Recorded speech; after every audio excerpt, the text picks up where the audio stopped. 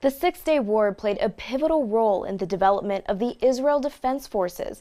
One of the first urban battles took place here in Jerusalem and set the stage for future battles. We show you how the war's impact is being felt more than 50 years later. The 55th Paratroopers Brigade still serves as a reserve unit today, as it did in the 1967 battle for Jerusalem. We're part of the 98th Division, which is more or less the equivalent of the 101st Airborne Division in the U.S. Army. Lieutenant Colonel Anshel Pfeffer commands the 28th Reserve Battalion of the 55th Brigade.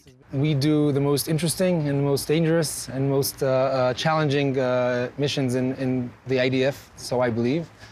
And as paratroopers, we live up to our code, walking on our feet in the night quietly and hitting the enemy wherever he is without him knowing about us in advance.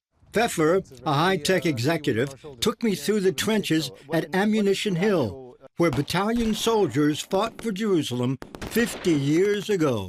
Well, Ammunition Hill was the bunker of the Jordanian police academy, which is just behind us. And the police academy was the main objective of that specific battle before they continued towards the old city. And this was, day 2 of a 6-day war? Day 2. After taking the police academy, they advanced towards, it's called today the Ammunition Hill, and they spent many, many hours trying to advance from trench to trench. How many men were here fighting? They began almost 200, and very, very few remained standing at the end of the battle. My.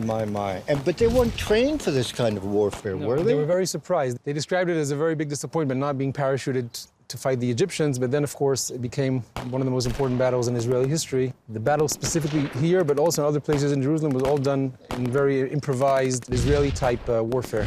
It's hard to understand how men with equipment on their backs, I assume, rifles, grenades, whatever other equipment they had, how did they make it through these narrow trenches to take the enemy on, to encounter them? It's a very good question. Unfortunately, many of them had to climb above, and the stories describe young soldiers telling their commanders, I'm going to go up with my machine gun, and as you're walking down in the trench, I'll go on top. And every time they advanced 1, 2, 3, 5 feet, and then the next guy climbed up and continued it. The previous one was hit, and that's how they managed to advance. Some of them pulled back the injured towards the injured facility with the doctors behind, but they had to keep advancing.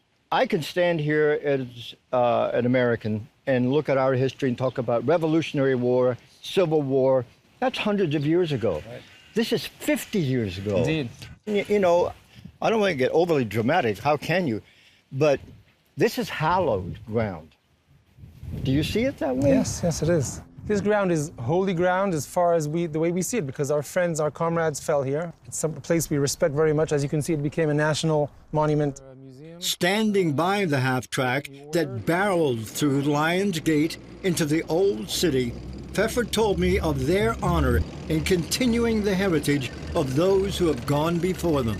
Have you talked to any of the men who fought and some of your fathers, grandfathers, and talk to them about their emotion of that moment? Yeah, it's important to mention. We, every year on the Six-Day War Commemoration Day, we meet with our predecessors. We also remember the fallen, and we talk to them. It's a very strong part of our heritage. What motivated these men? At the end of the day, it's fighting with your friends, with your comrades, what they call brothers in arms, and that's what makes people, at the end of the day, rise up towards enemy fire and advance. The big vision, the mission, conquering Jerusalem, all that, it's important, but at the end of the moment when you rise up towards the fire, it's for your friends. Are you men motivated like that today? We believe so. We look up to them. Today's young soldiers are as, both in their professionalism and also in their values, are as good as we were then. Pfeffer, who commands about 700 reserves, told me how important the lessons of that war are to soldiers today. How has the past affected the future, the training of the men now? The battle for Jerusalem in 1967 was one of the first battles in urban warfare. And if you look around today, both in the IDF and also the U.S. Army and any other Western army, the challenge of fighting terrorists and other organizations which are fighting from within civilian and urban warfare environments has become the most common part of warfare, and we're learning. But even today, you're surrounded by people that want to destroy you, that want to annihilate you, wipe you off the map, drive you into the sea. Your existence is questioned. So do you live in a defensive posture, or do people live in fear? I'm a reserve soldier. Right. 80% of my time I'm with my family, at my work, enjoying life, having a great time. And I think most of Israelis live a peaceful, very happy, I'd say Western lifestyle. Every couple of years, we have a few weeks of tension, and they know we're here to defend them. And now it's our turn. Scott Ross for CBN News at Ammunition Hill in Jerusalem. Thanks for joining us today. Come back here tomorrow when we'll show you how Jerusalem has transformed since the Six-Day War.